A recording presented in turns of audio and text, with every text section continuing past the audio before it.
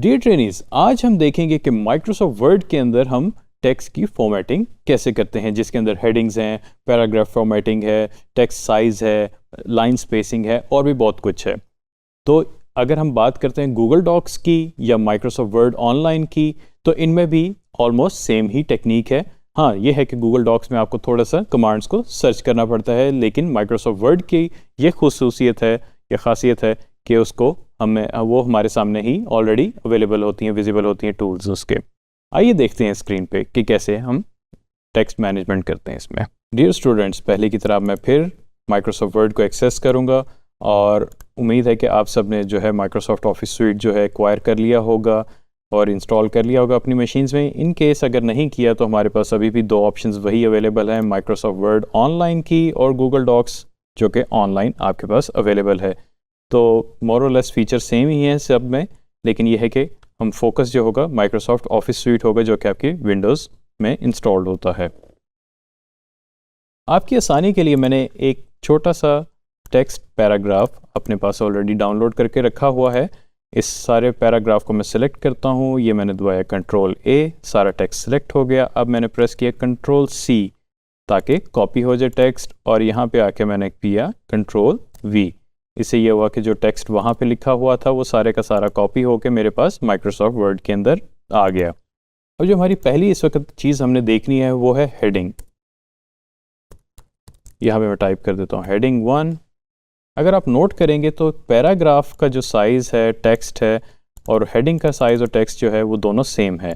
Microsoft word के अंदर आप जब भी टेक्स्ट टाइप करना शुरू करते हैं तो वो उसके डिफ़ॉल्ट फॉन्ट जो कि ऑलरेडी नॉर्मली 12 होता है, और फॉन्ट हो सकता है कि चेंज हो वर्जन के हिसाब से। मेरा क्योंकि इस वक्त एप्टॉस चल रहा है, हो सकता है आपके पास यहाँ पे कैलबरी आ रहा हो या टाइम न्यू रोमन आ रहा हो सकता है एरियल भी आ रहा हो। तो इसमें कोई परेशानी की बात नहीं है, आप इसको अपनी ज़रूरत के मुताबिक तब्दील कर सकते हैं। इस वक्त हेडिंग 1 को मैंने हेडिंग बनाना है, तो यहाँ पे मैंने इसको सिलेक्ट किया। आप नोटिस करेंगे यहाँ पे मेरे पास स्टाइल्स आ रहे हैं। इसको मैं एक्सपेंड करता हूँ तो आप देखेंगे कि मेरे पास no spacing, heading, heading 2, title, बहुत सारी चीज़ें आ रही हैं, ऑप्शंस आ रही हैं जिनको मैं ज़रूरत के मुताबिक इस्तेमाल भी कर सकता हूँ, और चाहे तो नई भी चीज़ मैं बना सकता हूँ स्टाइल। फ़िलहाल मैं इसको हेडिंग करूँगा। ये आप नोटिस करेंगे कि इसका साइज़ चेंज हो गया है, और अगर आप मज़ीद नोटिस करें तो यहाँ पे मेरे पास नेविगेशन के अंदर हेडिंग 1 लिखा आ गया। और अगर मैं चाहूँ तो एक और हेडिंग लिख देता हूँ यहाँ पे हेडिंग 2। इसको मैं अगर हेडिंग पे ही सिलेक्ट कर लेता हूँ इसको भी और हेडिंग बना देता हूँ, तो आप नोटिस करेंगे यहाँ पे हेडिंग्स मेरे पास आना शुरू हो गई हैं। और इसको मैं करता हूँ, एक और मैं टेक्स्ट लिखता हूँ सब हेडिंग 1। सब हेडिंग का मतलब है कि हेडिंग 2 के अंदर कोई अगर मज़ीद हेडिंग में डालना चाहूँ तो उसको मैं कैसे करूँगा। सिंपली मैंने इसको दोबारा से सिलेक्ट किया, और आप नहीं भी सिलेक्ट करें तो तब भी ये फॉर्मेटिंग अप्लाई हो जाती है उस लाइन के ऊपर, लेकिन मैं आपकी आसानी के लिए इसको सिलेक्ट कर रहा हूँ। दोबारा से हम स्टाइल को एक्सपेंड करेंगे और यहाँ से हम हेडिंग 2 सेलेक्ट कर लेंगे। इसका मतलब है कि वो सब हेडिंग होगी। अगर आप नोटिस करेंगे कि हेडिंग 1 और हेडिंग 2 में कोई डिफरेंस नहीं नज़र आ रहा, लेकिन आपको हेडिंग 2 के अंदर एक सब हेडिंग 1 नज़र आ रही है। इसी तरह हम इसको, अगर मैं फ़िलहाल कॉपी कर लेता हूँ कंट्रोल सी दबा के और कंट्रोल वी दबा के पेस्ट कर लेता हूँ, तो आप नोटिस करेंगे कि मेरे पास अब हेडिंग 2 भी आ गई है। इसी तरह के इसके अंदर मैं सैम्पल सेंटेंस लिख देता हूँ। इसका ये हमें फ़ायदा होता है कि अगर हमने वर्ड डॉक्यूमेंट्स हमारे बहुत लेंथी हो जाएं, काफ़ी लंबे हम प्रोजेक्ट्स की अगर डॉक्यूमेंटेशन करते हैं जो कि कई पेजेस की होती है, हंड्रेड्स ऑफ पेजेस की होती है, तो उसमें नेविगेशन करने के लिए ये आपको हेडिंग्स बहुत ज़्यादा आसानी देती हैं। फॉर इंस्टेंस, अगर मैंने पैराग्राफ 1 पे आना था तो मैं हेडिंग 1 पे क्लिक कर दूंगा, तो आपने नोटिस किया होगा कि वर्ड का डॉक्यूमेंट खुद ही स्क्रॉल करके हेडिंग 1 पे आ गया। इसी तरह अगर मैं नीचे जाना चाह रहा हूँ या किसी और हेडिंग पे जाना चाह रहा हूँ, मैं जब क्लिक करूँगा तो वो उस हेडिंग को हाईलाइट कर देगा और उसके नीचे जो भी टेक्स्ट होगा हमें विजिबल हो जाएगा। ये आपको फ़ायदा होता है हेडिंग्स के साथ डॉक्यूमेंट बनाने का। इसी तरह हेडिंग लेवल 3 है, 4 है, और भी हेडिंग लेवल्स आते जाते हैं जिस तरह आपको ज़रूरत पड़ती है। बाय डिफ़ॉल्ट इसमें 4 हेडिंग के लेवल होते हैं जो कि आप यूज़ कर सकते हैं। अगर उससे ज़्यादा अगर आपको हेडिंग के लेवल चाहिए तो आप न्यू स्टाइल बना सकते हैं जो कि आप हेडिंग लेवल 5 के साथ डिफ़ाइन कर सकते हैं। अभी जो हम अगली चीज़ देखेंगे कि हमने इस पैराग्राफ को फॉन्ट कैसे चेंज करना है। फ़िलहाल इस पैराग्राफ को मैं 2 हिस्सों में स्प्लिट कर रहा हूँ।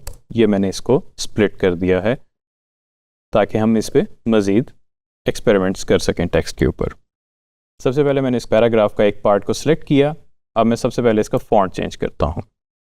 यहाँ पे आप देख रहे होंगे कि मेरे पास कुछ डिफ़ॉल्ट फ़ॉन्ट्स की लिस्ट आ रही है। इनमें से मैं कोई सा भी चाहे फ़ॉन्ट सिलेक्ट कर सकता हूँ।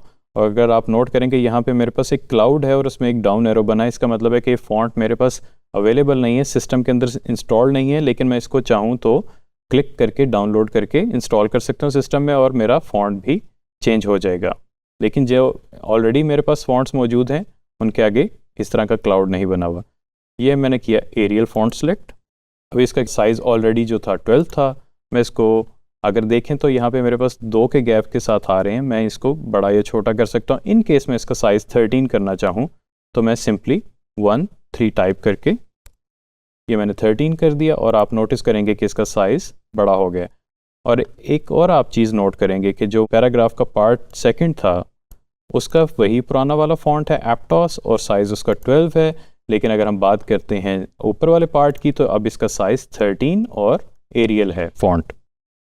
फ़िलहाल अगर मैं चाहूँ तो मैं इसका साइज़ कम या ज़्यादा इन 2 एज के थ्रू भी कर सकता हूँ। ये फ़ॉन्ट बड़ा या छोटा करने का, इंक्रीज़ या डिक्रीज़ करने का तरीक़ाकार है। इसको हम शॉर्टकट के थ्रू भी कर सकते हैं। और आप नीचे देख रहे होंगे कि मेरे पास इसका शॉर्टकट आ रहा है कि कंट्रोल शिफ्ट ब्रैकेट में दबाऊँ तो इसका फ़ॉन्ट बड़ा या छोटा हो सकता है। फ़िलहाल मैं इसको ही बड़ा किया और ये छोटा कर दिया। मैंने इसको साइज़ 11 कर दिया, ज़्यादा छोटा कर दिया। अब हम एक चीज़ चेक करेंगे कि इसमें वर्ड के जो भी डॉक्यूमेंट्स होते हैं या पैराग्राफ्स होते हैं उसके अंदर बाज़ औक़ात इस तरह होता है कि आपको कुछ वर्ड्स को जो है या लेटर्स को बोल्ड करना पड़ता है, इटैलिक्स करना पड़ता है, बाज़ औक़ात अंडरलाइन भी करना पड़ता है। तो वो हम कैसे करते हैं आइए देखते हैं। सबसे पहले मैं वो वर्ड सेलेक्ट करूँगा जिसको मैं बोल्ड करना चाह रहा हूँ। अब मेरे पास 2 ऑप्शंस हैं, या तो मैं यहाँ पे आके बी के ऊपर क्लिक कर दूँ या मैं Ctrl+B का बटन दबा दूँ। आप नोटिस करेंगे कि ये फ़ॉन्ट जो है इसका बोल्ड हो गया है और ये इसकी विजिबिलिटी बाकी पैराग्राफ्स के निस्बत ज़्यादा हो गई है। और अगर हम चाहूँ तो मैं इसको एप्लीकेशन एक वर्ड है, इसको मैं इटैलिक्स में कर सकता हूँ। ये थोड़ा सा तिरछा हो जाएगा, या मैं Ctrl+I दबा दूँ या मैं आई का बटन यहाँ पे दबा दूँ। दोनों सूरतों में ये तिरछा हो जाएगा। उसके बाद मैं फॉर इंस्टेंस कुछ वर्ड्स को अंडरलाइन करना चाहता हूँ, जैसे कि यह creating, editing and formatting professional documents. मेरे ख्याल से ये इंपॉर्टेंट चीज़ है और इसको अंडरलाइन होना चाहिए। तो मैं इसको चाहे यू पे क्लिक करके अंडरलाइन कर सकता हूँ या मैं चाहूँ तो Ctrl+U दबा के इसको अंडरलाइन कर सकता हूँ। और मज़ीद अगर मैं चाहूँ तो इसको इटैलिक्स में भी कर सकता हूँ साथ ही और बोल्ड भी कर सकता हूँ। तो आप नोटिस करेंगे कि ये तीनों फीचर्स एक ही वर्ड के ऊपर अप्लाई हो गए हैं। यानी कि मैंने उसको बोल्ड भी कर दिया है, इटैलिक्स भी कर दिया और अंडरलाइन भी कर दिया, और मैं इनको चाहे ख़त्म भी कर सकता हूँ। उसके अलावा एक हमारा बहुत इंपॉर्टेंट फीचर है वर्ड के अंदर कि हमने टेक्स्ट को अलाइन कैसे करना है। अलाइनमेंट का मतलब है कि आपका टेक्स्ट लेफ़्ट अलाइन, जो कि अभी ये आपको नज़र आ रहा है कि सारी आप देख रहे होंगे, नोट करेंगे कि आपके अलाइनमेंट जो है लाइन की बिल्कुल आपकी जो स्केल है उसके मुताबिक बनी हुई है लेफ़्ट पे। उसके अलावा हमारे पास ऑप्शन होती है सेंटर में अलाइन करना, कि आपके सारे जो भी आपने पैराग्राफ लिखा है, जो भी आपने टेक्स्ट लिखा है वो सेंटर अलाइन हो जाए। या तीसरी ऑप्शन होती है आपके पास राइट अलाइन और एक होती है जस्टिफाई। ये सारी अब हम देखते हैं। अगर आप देखेंगे तो यहाँ पे आपके पास कुछ लाइंस नज़र आ रही होंगी। ये लाइंस जो हैं ये बेसिकली टेक्स्ट अलाइनमेंट है। ये पैराग्राफ के आपको पोर्शन में नज़र आएंगी। अगर हम अलाइन सेंटर करना चाहते हैं तो Ctrl+E दबा दें या इस पर क्लिक कर दें तो आप नोटिस करेंगे कि आपका सारा पैराग्राफ सेंटर्ड अलाइन हो गया है। अगर हम इसको राइट अलाइन करना चाहें तो वो भी बड़ा आसान है, या तो हम Ctrl+R दबा दें जिससे हम राइट अलाइन कर सकते हैं। और ये आप नोटिस करेंगे कि जैसे पहले यहाँ पे लेफ़्ट अलाइन था इसी तरह राइट अलाइन हो गया। बस ये है कि अब आपका वर्ड जो है वो राइट साइड पे मूव हो गए हुए हैं। जब हम उर्दू या अरेबिक में टाइपिंग करते हैं तब हमें इसकी बहुत ज़्यादा ज़रूरत पड़ती है।